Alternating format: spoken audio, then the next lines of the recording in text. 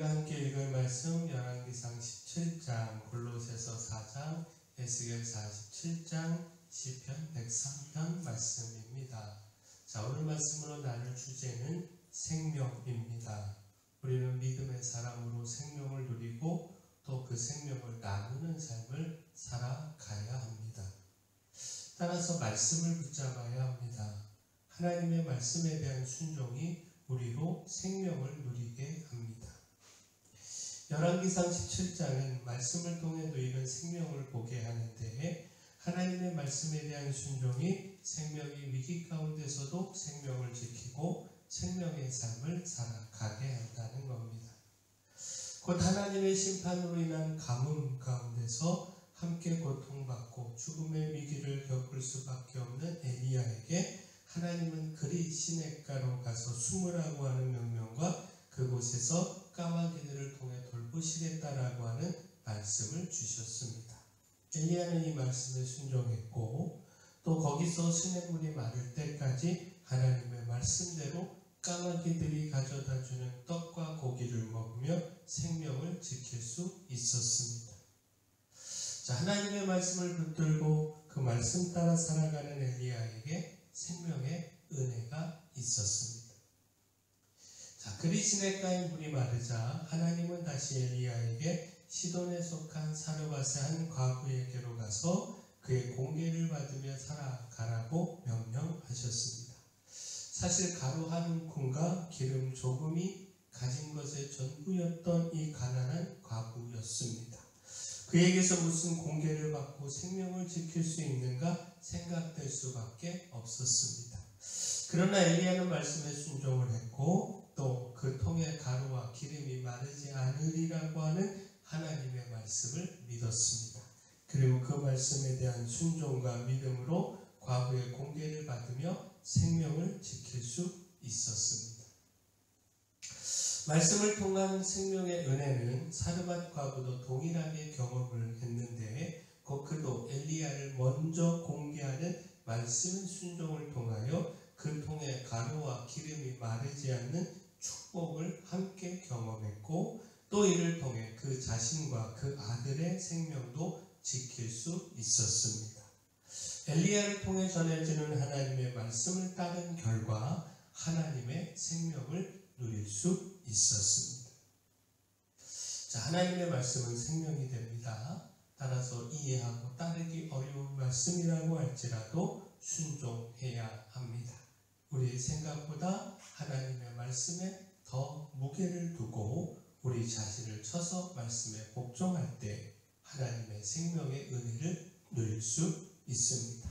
말씀을 붙잡고 따르는 것이 생명을 누리는 길입니다.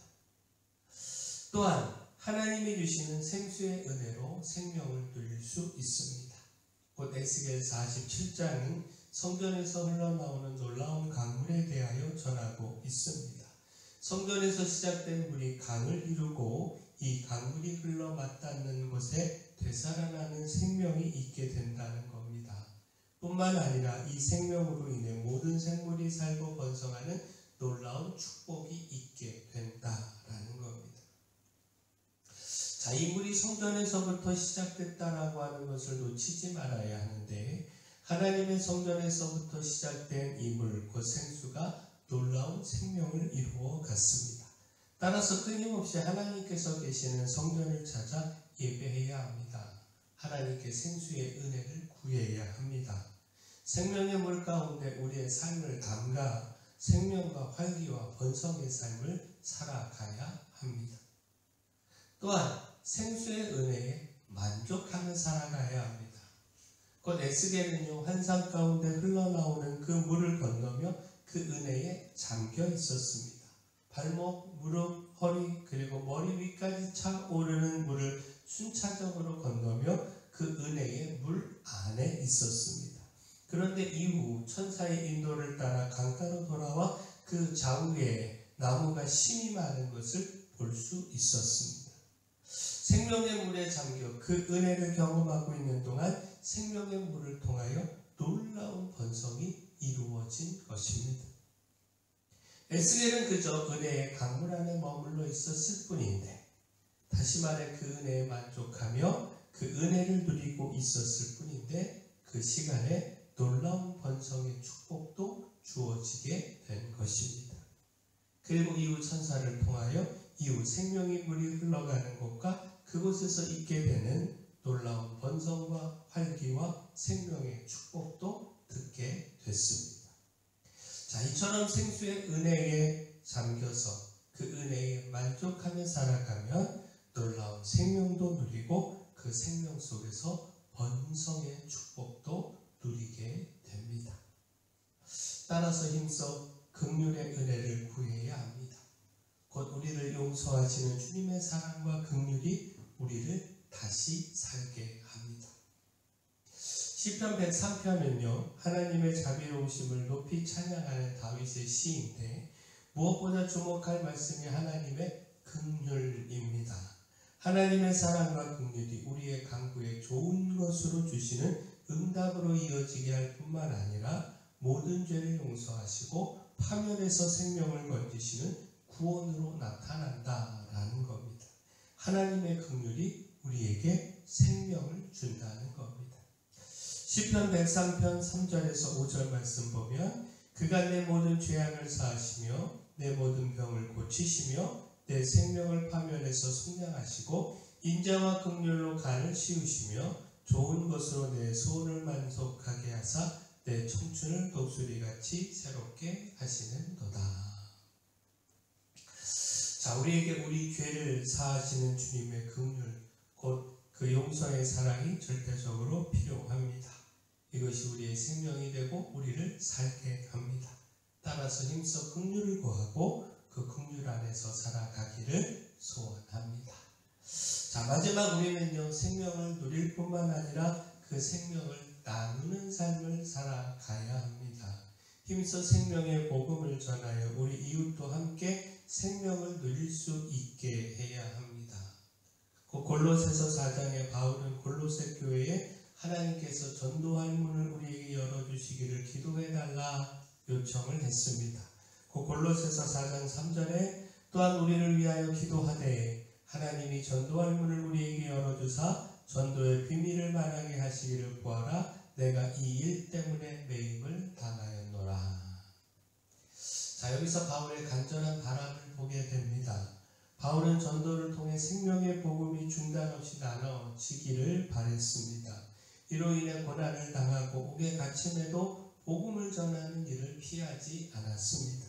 오직 예수 그리스도의 십자가 곧 복음의 생명이 있고 따라서 이 복음을 전하는 전도를 통해서 생명을 나눌 수 있기에 이 생명을 나누는 일에 그의 온 마음과 힘을 다했습니다. 자, 결국 무엇입니까? 말씀에 순종함으로 생명을 누릴 뿐만 아니라 바울처럼 복음을 전하여 생명을 나누는 일에도 힘을 다해야 합니다. 우리 안에 있는 생명으로만 만족하지 말아야 합니다. 이것이 우리의 사명입니다. 자, 주의 말씀과 주님께서 주시는 생수의 은혜가 우리에게 생명을 줍니다. 우리를 용서하시는 주님의 사랑과 긍휼이 우리를 다시 살게 합니다. 따라서 주님의 은혜를 구하며 주의 말씀에 절대적으로 순종해야 합니다. 생명의 복음을 힘써 전하여 생명을 나누어야 합니다.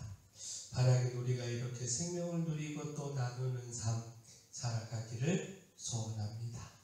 사랑의 주 하나님, 주의 성전에서 흘러나오는 생수의 은혜가 우리의 삶과 가정과 사업장까지 흘러 생명과 활기와 번성의 축복을 누리기를 소망합니다.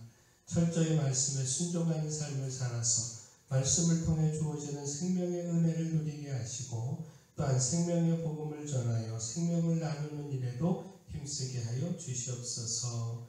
교회 연약한 모든 분들 주님께서 그 강력한 손으로 안수하시고 치료하여 주시옵소서.